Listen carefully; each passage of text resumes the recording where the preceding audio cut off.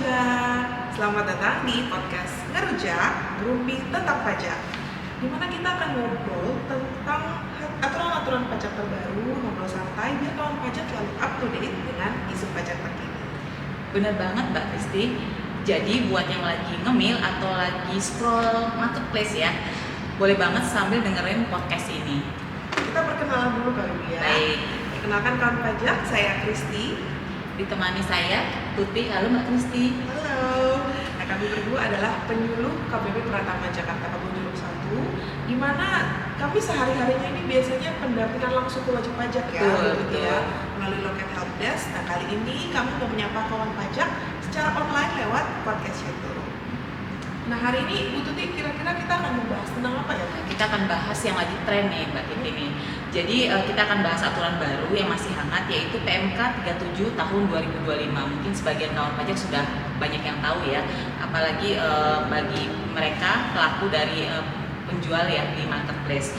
Jadi PMK ini sebenarnya terbit dari bulan Juli lalu. Nah, soal pajak, ini mengatur tentang pajak yang transaksi lewat marketplace atau aplikasi belanja online.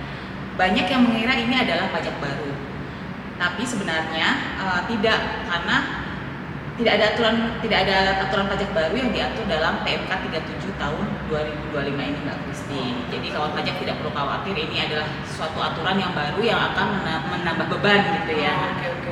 Jadi podcast ini kita sekalian kayak klarifikasi kali Bu ya. Betul. Kami akan luruskan beberapa hal terkait aturan ini. Jadi kawan pajak stay tune sampai podcast selesai, oke? Oke, nah ini di podcast ini kita akan membagi dari beberapa segmen. Nah, segmen 1 ini kita akan membahas apa sih yang melatar belakangi terbitnya PMK 37 tahun 2025 ini.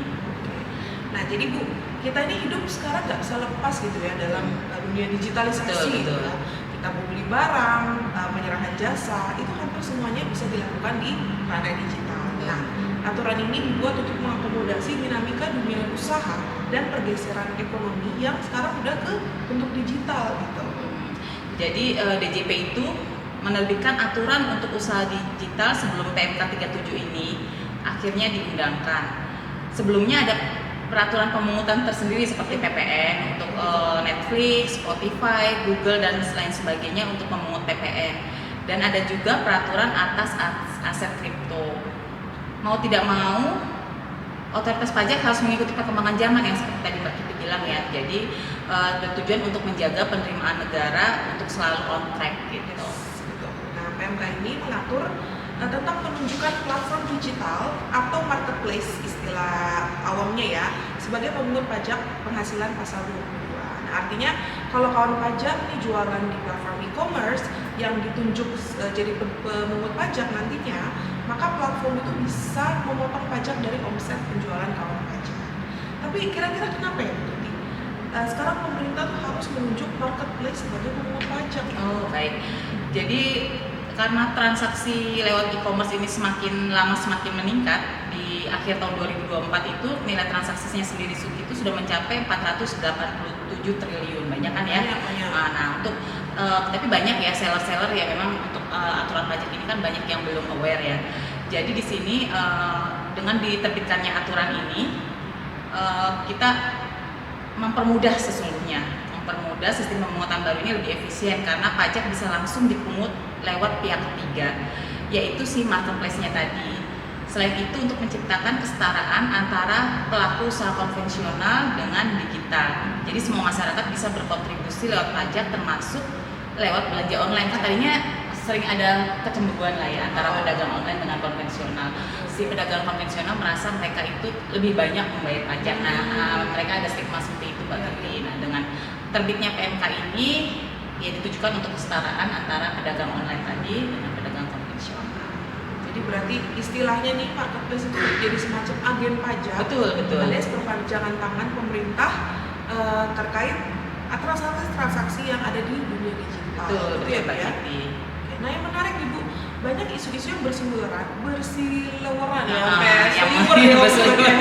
bahwa aturan ini memunculkan pajak baru yang harus ditanggung oleh pelaku, yang tadi Ibu bahas di awal Betul.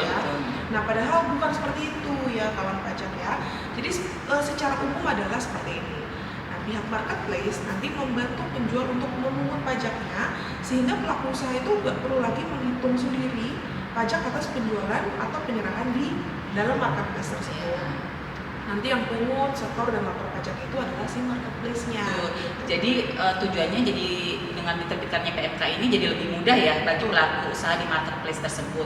Tidak perlu menghitung dan membayar sendiri pajak atas penjualannya di marketplace.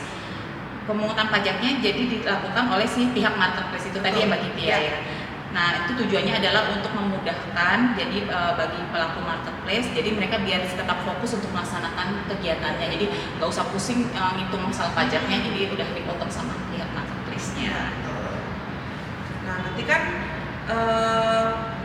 kalau yang perlu kita bahas juga mungkin ini Bu, itu kan kita bahas adalah penghasilan di dalam marketplace. Betul. Cuma nanti kalau ternyata sellernya itu punya penghasilan di luar marketplace, itu dihitung sendiri pasti ya. Harus hitung sendiri ya. Jadi tetap menjadi kewajiban masing-masing pelaku usaha.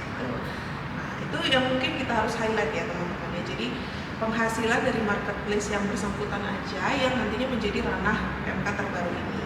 Nah ada lagi nih Bu, hal penting lain yang menarik ya. Misalnya kita transaksi di e-commerce terkait objek pajak yang udah diatur tersendiri tarifnya. Yeah. Nah karena pemungutan tarif ini nanti kita akan dibahas di belakang kawan pajak, itu tarifnya adalah 0,5%, maka nanti selisih pembayaran pajaknya itu juga harus dilakukan sendiri kawan pajak. Misalnya lewat e-commerce ada penjual menyewakan bangunan, menyewakan rumah misalnya ya. Nah kan itu udah ada aturannya sendiri, kawan pajaknya itu sebesar 10%. Oh ya, untuk PPh final sewa tanah dan bangunan ya Mbak Kiti 10%. Nah karena pemungutan e-commerce itu hanya 0,5%, maka selisihnya yang 9,5% itu kawan pajak nanti harus disetor sendiri oleh penjual atau si yang pemilik rumah tersebut. Jadi mengurangi ya jumlah pajak. Sebenarnya 10% karena sudah ada si PMK 37 di marketplace itu 0,5, berarti yang harus dibayar tinggal sisanya 9,5%. Jadi tidak menambah pajak baru. Jadi cuma mekanismenya saja yang sedikit berbeda. Ada pemungutan sendiri sebesar 0,5 dan disetor sendiri ya kalau tadi memang ada transaksi lainnya gitu ya Mbak Kiti ya. Seperti itu. Sudah mulai tercerahkan mungkin ya kawan pajak ya. Tadinya takut-takut ada apa lagi nih gitu ya. lagi pajak lagi gitu. Tapi ngomong-ngomong soal marketplace nih Bu, apakah nanti semua marketplace yang ada nih saat ini otomatis bakal jadi pemungut Bu? Oh itu memang ada aturannya. Yang menjadi pemungut berdasarkan PMK 37 ini nanti hanya marketplace yang ditunjuk oleh Menteri Keuangan yang akan melimpahkan wewenangnya dalam bentuk delegasi kepada Direktorat Jenderal Pajak untuk menunjuk pihak lain tersebut. Kriterianya ada dua, yaitu berada di dalam atau di luar wilayah Indonesia dan memiliki atau menggunakan rekening escrow. Mungkin sebagian masih bertanya-tanya apa itu rekening escrow, mungkin rekening tampungan gitu ya Mbak Kiti ya. Rekening tampungan untuk menampung penghasilan dan memiliki nilai transaksi dengan pemanfaatan jasa untuk transaksi di Indonesia dengan jumlah tertentu dalam waktu 12 bulan dan atau memiliki jumlah traffic atau pengakses melebihi jumlah tertentu dalam 12 bulan. Nah contohnya yaitu ada, ini sekarang contoh marketplace ya yang ada di kita yaitu Blibli, Lazada, Shopee, dan Tokopedia adalah PMSE yang baru kemungkinan akan ditunjuk oleh Dirjen Pajak untuk melakukan pemungutan PPh pasal 22 ini. Tapi memang sampai dengan podcast ini diselenggarakan Mbak Kiti belum terbit aturannya untuk penunjukannya secara resmi. Oke. Berarti sekarang 15 September ya? Betul. Nah itu belum ada cap yang menunjuk pemungut secara resmi kawan pajak terkait untuk pemungutan PPh 22 ini. Nah berarti kesimpulannya ya Bu Tuti ya, marketplace lain yang nanti yang ceritanya saat ini belum ada escrow account, nah dan ternyata hanya menjembatani antara penjual dan pembeli, maka dia tidak ditunjuk sebagai pemungut di PMK 37. Ya, PMK 37 tahun 2020. Betul. Nah tadi kan segmen 1 tuh. Segmen 1 aja udah panjang. Segmen 1 tentang tarifnya, tentang siapa saja pemungutnya. Nah di segmen 2 ini kita akan membahas tentang skema pemungutannya Mbak Kiti. Jadi gimana sih sebenarnya konsep pemungutan PPh pasal 22 yang diatur dalam PMK 37 tahun 2025 ini Mbak Kiti? Jadi yang perlu selalu ditekankan gitu ya kawan pajak, bahwa tidak ada pemungutan pajak baru, tidak ada jenis pajak barulah yang timbul dengan transaksi di e-commerce. Nah, kita coba kelompokkan jadi dua ya kawan pajak ya, untuk wajib pajak orang pribadi. Ini kita bahas dalam konteks penjual yaitu dan wajib pajak badan.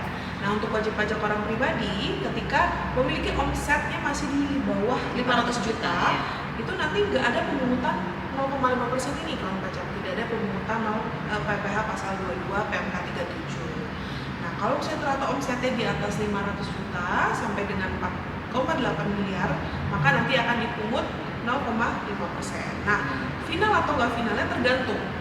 Bisa bersifat final kalau ternyata WP atau penjualnya itu memenuhi syarat PPh final UMKM yang PP 55/2022 itu loh Bu, PPh UMKM ya. Yang berlaku seperti biasa ya, bersifat final itu ya. Betul. Oke. Sehingga nanti karena udah itu kan sebenarnya harusnya bayar setor 0,5% setiap bulan penjualnya. Tapi karena ini udah dipungut oleh e-commerce, ya udah nanti itu dianggap udah selesai untuk kewajiban PPh final UMKM-nya. Tinggal nanti dilaporkan aja di SPT Betul, tahunannya di SPT seperti biasa. tahunan. Ya. Nah, bisa juga sifatnya nanti tidak final kalau ternyata si penjualnya itu tidak memenuhi syarat PPh final UMKM. Misalnya ternyata secara jenis usaha tidak dimungkinkan gitu untuk pakai PPh final UMKM atau memilih ketentuan umum. Jadi emang nggak mau menggunakan tarif PPh final UMKM. Nah, jadi nanti ini kan jadinya sifatnya nggak final, yang 0,5% yang dipungut oleh penjual itu nanti dilaporkannya di SPT tahunan sebagai kredit pajak. Murah ya. Mengurangi, iya. Nah, kalau ternyata omsetnya di atas 4,8 miliar, tetap dipungut 0,5%, tapi bersifat tidak final. Jadi auto tidak final ya kalau udah di atas 4,8 miliar, sehingga akan menjadi kredit pajak SPT tahunan juga sama. Untuk wajib pajak badan, mungkin Ibu mau bantu? Oh ya, untuk omsetnya ya sampai dengan 4,8 miliar ya, tetap dipungut 0,5%. Bisa final jika tadi memenuhi PP 55 tahun 2022. Jadi final itu dianggap selesai, nanti tinggal pelaporannya aja di SPT tahunan. Atau bisa juga tidak final, yaitu jika tidak memenuhi syarat tadi dan masuk sebagai kredit pajak tadi ya pakai pasal 22-nya. Nah, untuk omset 4,8 miliar, nah itu pasti bersifat tidak final ya, nanti ya, tetap sama. Ya, jadi sama tadi ya dengan yang orang pribadi sebenarnya kalau di atas 4,8 miliar, di atas 500 juta lah gitu. Oke. Jadi mungkin kita bisa mengambil sedikit kesimpulan, jadi agak fleksibel nih ya, bisa bersifat pasal 22-nya bisa bersifat final. Ya tergantung ya tadi, tergantung penggunaan tarifnya, bersifat juga tidak final sebagai kredit pajak gitu ya Mbak Kiti ya. Jadi kalau didengar sekilas mungkin agak mumet ya. Agak mumet. Padahal ini sebenarnya cuma kayak skema pemungutan betul, aja. Nah, betul. dari sisi penjual harusnya udah bukan asing lagi gitu ya terkait kewajiban pajaknya. Jadi intinya kalau dia biasa menggunakan tadi PP 55 ya seperti Ya perlakuannya udah, 0,5% biasa, cuma dipotong sama pihak e-commerce gitu. Oke. Nah, Mbak Kiti tadi kan sudah dijelaskan tentang pengelompokan tadi ya wajib pajak badan dan OP, perlakuan PPh pasal 22-nya apakah bersifat final maupun tidak final. Nah, kira-kira kewajiban pedagang yang masuk kriteria dipungut oleh marketplace itu apa aja ya Mbak ya? Tadi kita di awal kan udah bahas kriterianya e-commerce-nya. Nah, sekarang kriteria pedagangnya yang di dalam e-commerce-nya harus seperti apa?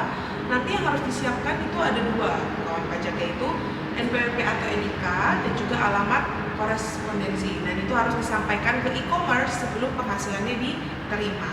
Nah, selain dua info di atas, kalau tadi ternyata omsetnya masih di bawah 500 juta nih orang pribadi. Nah, jangan lupa pedagang orang pribadi itu harus menyampaikan surat pernyataan memiliki omset sampai dengan 500 juta kepada marketplace. Jadi kita kasih tahu nih marketplace-nya, penghasilanku, omsetku masih di bawah 500 juta nih, supaya tidak dipungut PPh 22. Tapi kan kelemahan ya, ada kelemahan atau kealpaan wajib pajak itu seringkali tidak memberikan info mungkin juga kurang pengetahuannya atau lupa. Nah, itu gimana kalau misalnya kelupaan atau memang tidak tahu ya untuk memberikan info bahwa belum mencapai 500 juta. Itu ada ininya perbedaannya enggak? Kalau misalnya ternyata nggak kasih info, ya otomatis jadinya ya harus dipungut ya. Iya betul, karena tidak ada info maka dianggap sudah memenuhi ketentuan ya begitu ya. Cuma nanti tenang aja kalau misalnya akhirnya ternyata masih di bawah 500 juta nih, tapi kan akhirnya dipungut. Iya betul. Padahal kan harusnya belum ya. Nah, itu nanti di SPT tahunan itu bisa jadi kredit pajak dikembalikan ya. Oke. Jadi mekanisme pengembaliannya di SPT tahunan. Iya. Apabila tadi syaratnya sebenarnya sudah memenuhi batas, belum memenuhi syarat dan dipotong, tapi tidak memberikan info. Surat pernyataan. Jadi penting banget tuh surat pernyataan kalau pajak. Dalam hal ini Mbak Kiti, pedagang dalam negeri tadi memiliki surat keterangan bebas potong pungut, juga harus menyampaikan surat keterangan bebas pemotongan PPh ya. Ya. Jadi itu tadi ya ditekan tambahannya ya.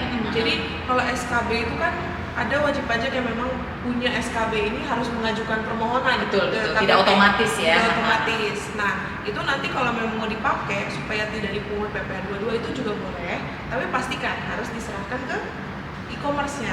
Ya, ditujukan. Penyampaian SKB-nya bisa melalui konteks masing-masing mungkin bisa, ya. Sip. Oke. Nah, kalau memang nanti kita nih Bu, kalau nanti akhirnya transaksi di e-commerce, terus e-commerce-nya ditunjuk jadi pemungut nih. Kita sekarang udah masuk ke segmen 3 ya Bu ya. Kita ngomongin pengecualian.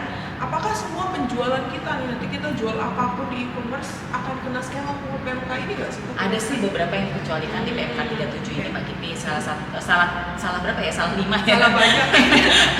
Nilainya jelek dong. Itu yang dikecualikan dari pemotongan atau pemungutan PMK 37 tahun 2025 ini adalah ini penjualan pulsa termasuk kartu perdana. Terus penjualan emas perhiasan, jasa ekspedisi oleh orang pribadi, mitra aplikasi transportasi, lalu pedagang tadi yang punya surat keterangan bebas juga dikecualikan, dan omsetnya kurang atau sama dengan 500 juta orang pribadi ya tentunya ya. Tadi sudah Mbak Kristi sampaikan, tapi harus menyampaikan surat tadi, surat pernyataan bahwa memang omsetnya di bawah 500 juta. Kalau yang awal seperti penjualan pulsa, emas perhiasan itu otomatis, karena kelihatan gitu. Betul. Lumayan ya, berarti bisa koleksi emas perhiasan ya. Lewat e-commerce. Kalau duitnya ada. Oke. Nah, sekarang kita ke implikasi praktis aja ya Bu ya. Contoh kasus lah ya biar agak gamblang kali ya. Contoh kasus boleh. Kita coba cek. Biasanya kalau lebih ada contoh kasus tuh kayaknya lebih enak jelas gitu ya, daripada baca uraian. Iya benar-benar. Nah kalau contoh kasus sebenarnya kan di PMK 37 kalau kawan pajak cek itu ada contoh kasusnya di bagian lampiran. Nanti kalau misalnya mau di double cross check itu boleh kawan pajak. Nah kita kasih contoh satu contoh ya Bu ya. Nah kita lihat yang ada di lampiran, ceritanya nih ada marketplace, sebut saja JB ya, ini marketplace-nya JB ya di lampiran. Saya taunya Justin Bieber kalau JB salah fokus. Nah ini ditunjuk, ceritanya udah ditunjuk nih sama Dirjen, Menteri Keuangan melalui Dirjen Pajak sebagai pemungut mulai 1 September 2025. Nah ternyata di dalam marketplace ada pedagang elektronik yang namanya Tuan WY ya. Nah, yang mana di Tuan WY ini sempat menjual komputer seharga 8 juta. Nah, Tuan WY itu kebetulan omsetnya masih di bawah 500 juta dan menyampaikan surat pernyataan ke marketplace JB tadi. Nah, karena seperti ini kondisinya, maka berarti transaksi penjualan komputer tersebut tidak dipungut PPh 22. Nah, ternyata saat menyerahkan komputer itu ke pembeli, si pembeli ini memilih nih jasa pengiriman gitu ya kawan pajak ya. Ternyata yang dipilih adalah PT. Ya, pilih PT dan juga memilih untuk checklist asuransi. Mungkin kawan pajak kalau belanja gitu ya suka checklist asuransi. Nah, ini nanti perusahaan yang memberikan jasa pengiriman, ekspedisinya dan juga perusahaan jasa asuransi itu nanti tetap dipungut PPh 22 oleh si e-commerce. Karena pemanfaatan jasa kirim dan e-commerce itu sama-sama terjadi di e-commerce. Jadi apapun transaksi di e-commerce selama nggak dikecualikan itu nanti dipungut PPh 22. Jadi walaupun tadi penjualannya bebas, tapi vendor jasa lain seperti asuransi tetap dikenakan gitu ya Mbak Kiti ya. Seperti itu. Jadi jasa tambahan tetap dipungut selama bukan orang pribadi tadi yang memberikan jasa pengiriman. Nah ini ada kasus nih mungkin yang gampang ya. Jadi ada kasus nyonya A gitu aja ya. Dropshipper tas. Nah, jadi tanggal 2 September 2025 jual tas 600.000. Nah tadi seperti yang Mbak Kiti sampaikan, dia sebenarnya omsetnya itu di bawah 500 juta. Tapi dia nggak bikin surat pernyataan omset di bawah 500 juta itu. Jadi tetap langsung dipungut 0,5% dari 600.000 itu tetap dipungut 3.000. Biaya asuransi 10.000 kena 50 rupiah. Pengiriman lewat mitra di driver Tuan XY karena orang pribadi ya, maka bebas pungut angkutan. Jadi beda di atas karena di atas tadi jasa angkutnya itu Badan. badan. Kalau ini drivernya pribadi. Nah, itu bebas pasal 22. Betul, karena dikecualikan. Betul. Nah, kita bisa lihat dari dua contoh ini kawan pajak bahwa dengan case sama-sama omset di bawah 500 juta itu perlakuannya bisa berbeda. Jadi surat pernyataan itu Penting banget. Yes, betul. Nah, kesimpulannya kita udah masuk di segmen terakhir Ibu ya. Iya. Kesimpulannya apa sih sebenarnya yang perlu diperhatikan oleh pedagang online setelah ada aturan ini, dan jika nanti skema pemungutannya udah mulai berlaku? Ini persiapannya itu tadi NIK dan NPWP atau NIK itu perlu. Yang tadi kalau ini kebanyakan kan orang pribadi belum melakukan pemadanan ya, yang kita di lapangan tuh. Iya. Silakan langkah pertama untuk melakukan pemadanan NIK dan NPWP tentu saja memiliki akun Kotex juga ya Mbak Kiti ya. Terusnya untuk yang beromset di bawah 500 juta juga siapkan surat pernyataannya agar tidak dikenakan tarif 0,5% untuk omset yang di bawah 500 juta. Terusnya pastikan invoice atau dokumen tagihan yang diterbitkan marketplace sudah memuat potongan pajak. Cek lagi kalau ada transaksi yang kena PPh final lain, mungkin masih ada kewajiban yang harus dibayar tadi ya, sama sewa. Betul. Ya, Jadi sewa 10 ternyata di marketplace dipotong 0,5, dia tetap harus taruh sendiri 9,5. Tuh. Sip. Oke, kawan pajak, luar biasa sekali ya perbincangan singkat kita Singkat hari ini padat. ya. Sangat padat, mudah-mudahan nanti kalau mungkin kecepatan bisa speednya dikurangi ya. Diulangi lagi. Betul, diulangi juga bisa ya. Oke, kita jadi tahu nih Bu Tuti hari ini bahwa PMK 37 ini yang diundangkan bukanlah pajak baru. Betul, sekali lagi kita bold atau kita Betul. tekankan bukan pajak baru. Betul, tapi hanya merupakan cara baru untuk pemenuhan kewajiban pajak. Tujuannya itu tadi Mbak Kiti untuk mempermudah, jadi mempermudah bagi kawan pajak yang bertransaksi di e-commerce sebagai penjual ya terutama, biar tidak menghitung sendiri pajak yang harus dibayar, jadi sudah langsung dipotong atau dipungut oleh e-commerce. Jadi jangan dianggap ribet gitu ya Bu Tuti ya. Betul, malah tujuannya memang untuk mempermudah. Dan kalau misalnya kita udah paham dan semoga yang kita jelaskan tadi mencerahkan, itu sebenarnya simple justru ya. Oke, nanti tinggal koordinasinya aja dengan e-commerce-nya. E-commerce-nya. Dengan e-commerce. Oke. Sampai di sini dulu mungkin kawan pajak ya obrolan kita hari ini, dan semoga bikin pajak jadi kelihatannya lebih simple dan mudah dipahami gitu ya kawan pajak ya. Oke Mbak Kiti dan kawan pajak, sekian untuk bahasan tentang PMK 37 tahun 2025 di sore hari ini. Sekian dulu merujak ngerumpi tentang pajak dari KPP Pratama Jakarta Kebonjeruk 1. Sampai ketemu di episode berikutnya.